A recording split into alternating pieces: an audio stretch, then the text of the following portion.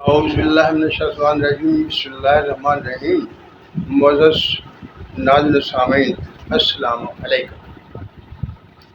اللہ تعالیٰ کی شان بہت بلند، بہت حکمتوں والا اور ہر چیز کو جاننے والا۔ اس ذات نے ایسی ایسی بوٹیاں پیدا کی ہیں کہ ان کی خاصیتیں سن کر دیکھ کر بندہ حیران ہو جاتا ہے۔ ایک ایسی بوٹی کا آج میں ذکر آپ کے سامنے کروں گا۔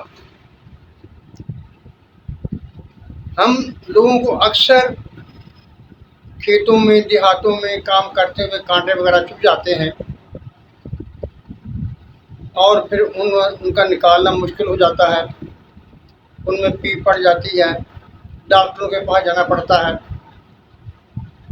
لیکن اللہ تعالیٰ کی ذات نے ایسی ایسی بوٹیاں پیدا کی ہیں کہ جو بہت جلد مسئلے کو حل کر دیتی ہیں۔ اگر آپ کو کانٹا چبھ جائے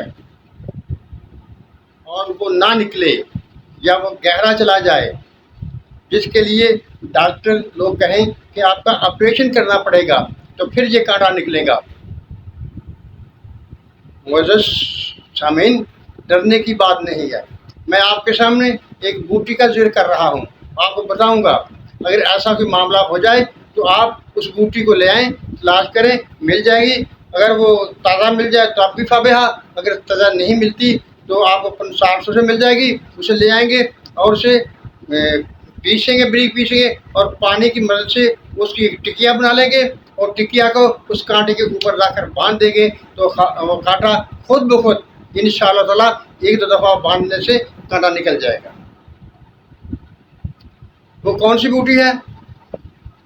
اس کو چوہے کنی بھی کہتے ہیں، عزد الفار بھی کہتے ہیں، یعنی عزد کا معنی کان ہوتا ہے اور فار معنی چوہا، یعنی چوہے کان، اور موسیٰ کنی بھی کہتے ہیں۔ یہ بوٹی دو قسم کی ہوتی ہے، ایک زمین پر مفروش ہوتی ہے اور ایک اوپر اٹھی ہوتی ہے۔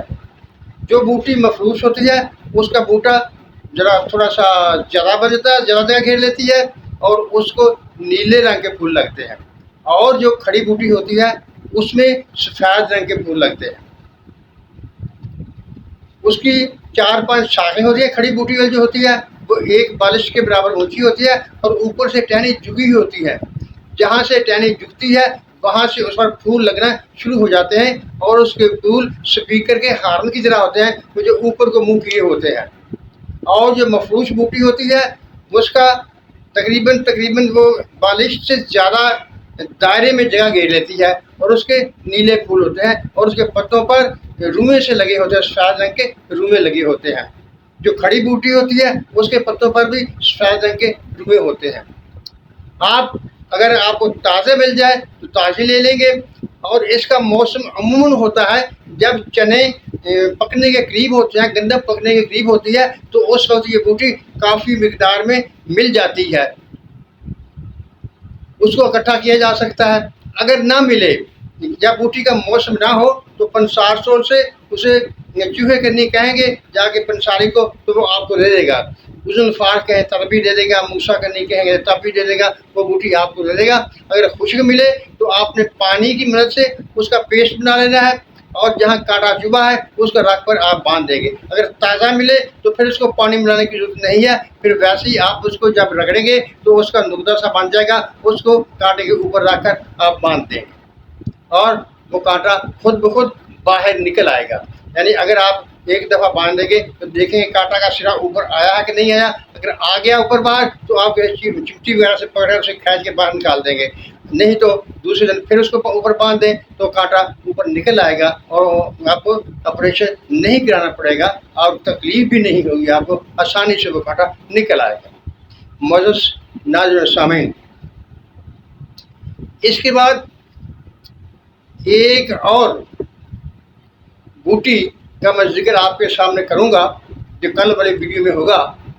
اس کے بعد پھر سے دوبارہ اسلامی مسائل کے بارے میں 2-4 ویڈیو میں بیان کروں گا، اور اس کے بعد پھر کیمیا کے بارے میں ویڈیوز آپ کے سامنے رکھوں گا۔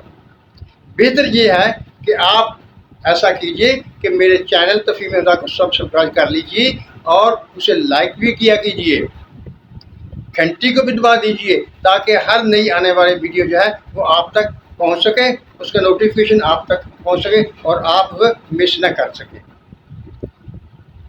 اللہ تعالیٰ ہم سب کا حامی ناصر ہو، ہمیں سچ بولنے، سچ سننے اور سچ پر کام رہنے کی توفیق عطا فرمائے۔ آمین۔ اللہ حافظ۔